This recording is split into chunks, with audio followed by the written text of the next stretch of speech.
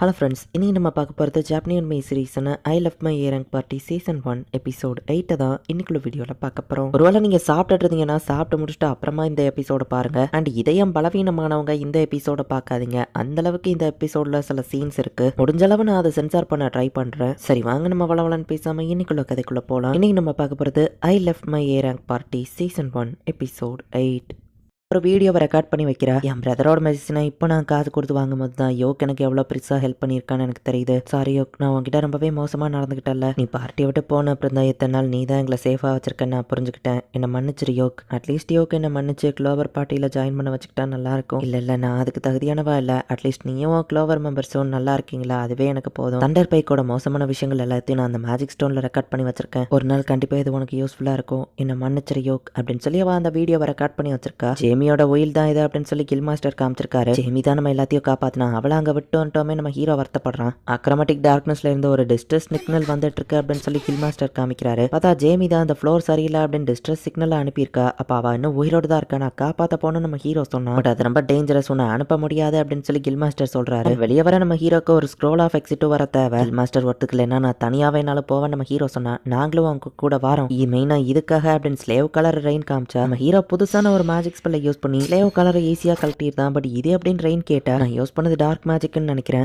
ரெஸ்பானோட அந்த கார்ஸுக்கு அப்புறமா என் மண்டைக்குள்ள சில ஸ்பெல்ஸ் இன்சர்ட் பண்ணப்பட்டிருக்கு. சர்ச்சு கிட்ட மட்டும் சொல்லிடாதீங்க சரியா நம்ம ஹீரோ காமெடி பண்றான். காடஸ் ஆஃப் டெத்துக்கு என்ன பிடிச்சதும் ஒரு வகையில எனக்கு நல்லதா தான் இருக்கு நம்ம ஹீரோ யோசிச்சுட்டு எல்லாரும் போகலான்னு முடிவு பண்ணா. கதவை எவனோ ஃபோர்ஸ்ஃபுல்லா தட்டுறான். பார்த்தா பெஸ்ஸியோ தான் அந்த இடத்துக்கு வந்து நிக்கிறான். உங்களோட மாஸ்டர் வந்திருக்கேன், என்ன மரியாதை இல்லாம இருக்கீங்க அப்படின்னு நம்ம கேட்டா. இது எங்க வீடு, நீ அவன்டா நம்ம ஹீரோ கேட்டா. பெஸ்ஸியோ நம்ம ஹீரோவை அட்டாக் பண்ண வரவும் நம்ம ஹீரோ அவனை அட்டாக் பண்றான். சைமனுக்கு அந்த ஹெல்ப் பண்ணது நீ தானே நம்ம ஹீரோ கேட்டு சைமன் செத்துட்டான்னு சொல்லவும் ரெயின் நான் உன்னை ஆர்டர் பண்ற வெளியே வா அப்படின்னு நம்ம கத்திட்டு இருக்கான். ரெயினும் வெளியே வரவா இவங்க எல்லாத்தையும் அட்டாக் பண்ண அப்படின்னு நம்ம சொன்னோம். ரெயின் பெசியாவை போய் அட்டாக் பண்றான். ஒரு இம்பார்ட்டன்ட் மெர்ச்சன்ட் கொன்றாதா அப்படின்னு நம்ம ஹீரோ சொல்றான். சரி அப்படின்னு ரெயினும் விட்டுருதா. இதை நீ தானே அவன்கிட்ட கொடுத்து ஏமல போட சொன்னா, இதை நீயே வச்சுக்கொண்டு பெசியாமலாவா அந்த காலரை மாட்டி விட்டுட்டு இன்னொரு மட்டும் என்கிட்ட வந்த நீயே ஒன்னு கொள்ள சொல்லி என்கிட்ட கேப்ப. இப்போ நான் யோக்குக்கு தான் சொந்தம் அப்படின்னு ரெயின் சொல்லவும் இல்ல பொய் சொல்லாத அப்படின்னு பெசியா பார்த்தா நம்ம ஹீரோ அவன் மேல ஒரு கர்ஸை போட்டு அவன் பிளட் எல்லாத்தையும் பாயிலிங் ஆயில் மாதிரி மாத்திரான். இன்னொரு மட்டும் நீ ரெயின் கிட்ட வந்தனா கொதிக்கிற ஆயில்ல நீ விழுந்த மாதிரி உன் பாடி எரிய ஆரம்பிச்சிடும். இனி எங்க பக்கமே வந்துடாத அப்படின்னு நம்ம ஹீரோ அவனை மிரட்டுறான். திரும்பவும் அக்ரோபாட்டிக் டார்க்னஸ்குள்ள போறதுக்கு தேவையான பொருள் எல்லாத்தையும் வாங்கிட்டாங்க. பட் ஸ்க்ரோல் ஆஃப் எக்ஸிட் கிடைச்சாதான் இவங்களால சேஃபா திரும்ப வர முடியும். என்ன பண்ண அப்படின்னு நம்ம ஹீரோ யோசிச்சுட்டு இருக்கான். மிஸ்டர் யோக் அப்படின்னு சொல்லி யாரோ வந்து கதவை தட்டுறாங்க. பார்த்தா வேற ஒரு அட்வென்ச்சர் பார்ட்டியோட லீடர் நம்ம ஹீரோ கிட்ட வந்து இந்தாங்க ஸ்க்ரோல் ஆஃப் எக்ஸிட். பட் எதுக்கு நீங்க அக்ரோபாட்டிக் டார்க்னஸ்குள்ள போகணும்னு நினைக்கிறீங்கன்னு கேட்டா ஒரு ஃப்ரெண்டை காப்பாத்த நம்ம ஹீரோ சொல்லவும் தாராளமா அப்ப போயிட்டு வாங்கன்னு அவரும் ஃப்ரீயா நம்ம ஹீரோக்கு ஹெல்ப் பண்றாரு. ஓ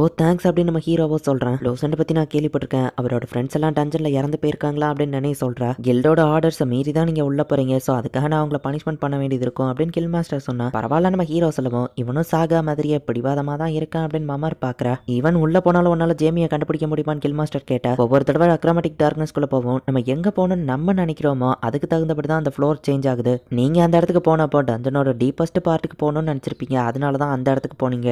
நாங்க இந்த தடவை உள்ள போனப்போ ஏதாச்சும் வித்தியாசமா இருக்கான்னு தேடி தான் போனோம். சோ வித்தியாசமான இடங்களுக்கு அந்த டஞ்சன் எங்களை அனுப்பிச்சு. சோ ஜேமி இருக்கிற இடத்துக்கு போகணும்னு நாங்க நினைச்சு இந்த டஞ்சனுக்குள்ள போனா அது எங்களை அந்த இடத்துக்கு அனுப்பும் நம்ம ஹீரோ சொல்லவும் பார்த்து கேர்ஃபுல்லா போயிட்டு வான்னு கில் மாஸ்டர் சொல்றாரு. இப்போ ஃபர்ஸ்ட் ஃப்ளோர் வழியா தான் இவங்க செகண்ட் ஃப்ளோருக்கு போயாகணும். ஸோ வழக்கம் போல எல்லா மாஸ்டரையும் ஓடையில இருக்கிறத கொண்டுட்டு போய்கிட்டு இருக்காங்க. ஒவ்வொரு தடவையும் இவங்க இந்த ஃபர்ஸ்ட் ஃப்ளோர்லயே டிஃப்ரெண்ட் டைப் ஆஃப் மாஸ்டர் தான் மீட் பண்ணிட்டு இருக்காங்க. இப்போ அடுத்த ஃப்ளோருக்கு இவங்க ஸ்டார் கேஸ் வழியா போயிட்டு இருக்கும்போது ப்ளீஸ் ஜேமி இருக்கிற இடத்துக்கு போகணும், ஜேமி இருக்கிற இடத்துக்கு போகணும் அப்படின்னு சொல்லி எல்லாருமே நினைக்கிறாங்க. போன தடவை போன அந்த நைட் பிளேஸ்க்கு போயிடக்கூடாதுன்னு இவங்க யோசிச்சிட்டே போனா ஒரு இடத்துக்கு தான் போயிருக்காங்க. அங்க ஒரு வில்லேஜ் மாதிரி இருக்கு. அந்த இடத்துல சில ரத்தக்கரை இருக்கும். அதை ஃபாலோ பண்ணி போனா ஜேமி அங்கதான் இருப்பான்னு இவங்க போய் பாக்குறாங்க. இவங்க நினைச்ச மாதிரியா அந்த இடத்துக்கிட்ட தான் ஜேமியும் படுத்து கிடக்குறா. யோக்கு நீ வருவேன்னு எனக்கு தெரியும் அப்படின்னு சைமன் வந்து நின்னா. அப்ப நீ இன்னும் சாவலையா அப்படின்னு நம்ம ஹீரோ பாக்குறான். சைமன் தான், பட் அது சைமன் இல்ல, அவன் ஒரு ஷேடோ கில்லர் மாதிரி மான்ஸ்டரா மாறிட்டான். பெஸ்ஸியா கொடுத்த ஏதோ ஒரு ஆர்டிஃபேக்ட் யூஸ் பண்ணி அவன் இந்த மாதிரி மாறிட்டான் அப்படின்னு நம்ம ஹீரோவோ புரிஞ்சுக்கிறான். சைமன் நம்ம ஹீரோவை அட்டாக் பண்ண வரவோ டக்கு நம்ம ஹீரோ பிசிக்கல் என்சான்மெண்ட்டை யூஸ் பண்றான். அவன் போயிட்டு அவனோட கையை வெட்டிதா. பட் அவனோட கை திரும்பவும் ரீஜெனரேட் ஆயிருது. இப்போ நான் ஒரு இம்மார்டல், எனக்கு சாவே கிடையாது. நீ மட்டும் நிறைய பொண்ணுங்களை வச்சுட்டு எல்லாத்தையும் ஜாலியா அனுபவிச்சிருக்க. ஒன்னு பார்த்தா எனக்கு ஜலசா இருக்கு. நீங்க எல்லாருமே நீ எனக்கு கீழே வர போறீங்க அப்படின்னு சொல்லி சைமன் சொன்னா. சைமன் இதுக்கப்புறம் ஹியூமனே கிடையாது, அவனை கொண்டுட்டு ஜேமியை காப்பாத்துவோம் அப்படின்னு நம்ம ஹீரோ சொல்றான். மத்த ரெண்டு கேர்ள்ஸும் சேர்ந்து சைமனை பிடிச்சிருந்தாங்க. பட் சைமன் இப்போ இம்மார்டலா மாறிட்டதுனால அவனை என்னதான் வெட்டினாலும் அவனுக்கு எதுவும் ஆகல, ஈஸியா ரீஜெனரேட் ஆகிக்கிட்டே இருக்கான். யோக்கு எப்படி ஆனாலும் சரி நான் ஒன்னையவோ உன் ஃப்ரெண்ட்ஸையோ கொல்லாம விட மாட்டேன் அப்படின்னு சொன்னா. Scent of decay, decomposition, chaos அப்படின்னு சொல்லி நிறைய மேஜிக் ஸ்பெல்ஸை ஒன்னா கம்பைன் பண்ணி பிரிசமிக் மிசைல் அப்படின்னு நம்ம ஹீரோ யூஸ் பண்றான். நான் சொன்னல நான் சாக மாட்டேன், இந்த அட்டாக்லாம் எதுவும் பண்ணாதன்னு சொன்னா. உன் பாடி இம்மார்டல்ல, சோ இதை நல்லா என்ஜாய் பண்ணு நம்ம ஹீரோ சொல்றான். சைமனோட பாடி அப்படியே வீங்கி ஆட்டோமேட்டிக்கா வெடிச்சுட்டே இருக்கு. பட் அவன் இம்மார்டல்ங்கிறதுனால ரீஜென்ரேட் ஆகிக்கிட்டே இருக்கான். நீ சாகிற வரைக்கும் அந்த ஸ்பெல் கண்டினியூஸா உன்னை வடிக்க வச்சுட்டே தான் இருக்கும். பெரஸ்பானோட கர்ஸையும் அதுல கலந்துருக்கா நம்ம ஹீரோ சொல்றான். நம்ம ஃப்ரெண்ட்ஸ் ஏன் இப்படி பண்ண நம்ம கேட்க ஹீரோக்கு கொஞ்சம் கஷ்டமா தான் இருக்கு. ஆனாலும் அங்க இருந்து வந்துருத்தான். ஜேமியோட காயம் என்னதான் பண்ணாலும் ஹீலிங் ஆக மாட்டேங்குது. ஹீலிங் போர்ஷன் நம்ம ஹீரோ கேட்டா அதுவோ ஒர்க் ஆகல அப்படின்னு ட்ரெயின் காமிக்கிறா. சைமன் நம்ம மேஜிக் பிளேட யூஸ் பண்ணி என்ன கட் பண்ணிருக்கான் அவ்வளவுதான் அப்படின்னு ஜேமி சொன்னா. டிஸ்பெல் மேஜிக்க நம்ம ஹீரோ அந்த கர்ஸை கியூர் பண்ணிட்டு இப்ப அவளை ஹீலிங் பண்ணுவோம். அது ஹீலிங் ஆயிருது. ஜேமி ஜஸ்ட் மயக்கத்துல இருக்கா. கவலைப்படாத யோக் அப்படின்னு ட்ரெயின் சொல்றா. சரி வாங்க திரும்ப போகலாம் அப்படின்னு இவங்க முடிவு பண்றாங்க. நைட் டைம் ஆகும். ஷேடோ ஸ்டாக்கர்ஸ் அங்க வந்து சைமனை குதறி எடுக்கிறாங்க. அவன் இம்மார்டல்ங்கிறதுனால தாகாம இது கண்டினியூஸா நடந்துட்டே இருக்கும்லன்னு மாதிரி நான் கேட்கறேன். அவன் பண்ணதுக்கு இதுதான் தண்டனை. இப்போ நான் அவனை விட்டுட்டு போக போறேன் அப்படின்னு ஸ்க்ரோல் ஆஃப் எக்ஸிட் இப்போ நம்ம ஹீரோ யூஸ் பண்றான். Good bye.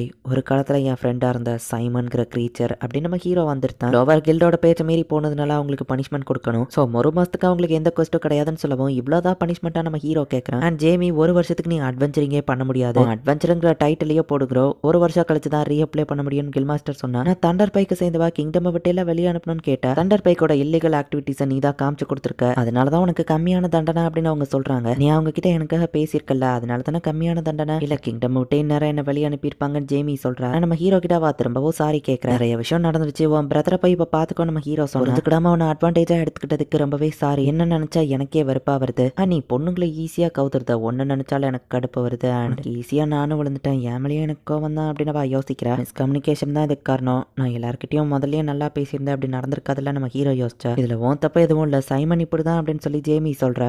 யோக் உனக்கு ரொம்பவே தேங்க்ஸ் அப்படின்னு சொல்லிட்டு இப்ப ஜேமி அங்க இருந்து கிளம்புறா. சரி நான் வீட்டுக்கு போறேன் அப்படின்னு நம்ம ஹீரோவா அவனோட பார்ட்டி மெம்பர்ஸை போய் மீட் பண்றான். இந்த இடத்துலயே இந்த எபிசோட் முடியுது. சோ ஒரு வழியா சைமனோட பிரச்சனையும் முடிஞ்சது. ஜேமியாவோ ரெஸ்கியூ பண்ணிட்டாங்க. அக்ரமேட்டிக் டார்க்னஸ்ங்கிற டஞ்சன் வந்துட்டு அன்ஸ்டேபிளா இருக்கிறதுனால தான் அது வேற ஃப்ளோரை அந்த மாதிரி ஸ்கிப் பண்ணிட்டு இருக்கு. அதையும் இப்போதைக்கு நம்ம ஹீரோ கண்டுபிடிச்சிருக்கான். பட் இதனால பிரச்சனை வருமா, என்ன நடக்க போகுது அப்படிங்கறத நெக்ஸ்ட் எபிசோட் பார்த்து தெரிஞ்சுக்கோங்க. தேங்க்யூ ஃபார் வாட்சிங். Bye guys. நெக்ஸ்ட் எபிசோட்ல மீட் பண்ணலாம்.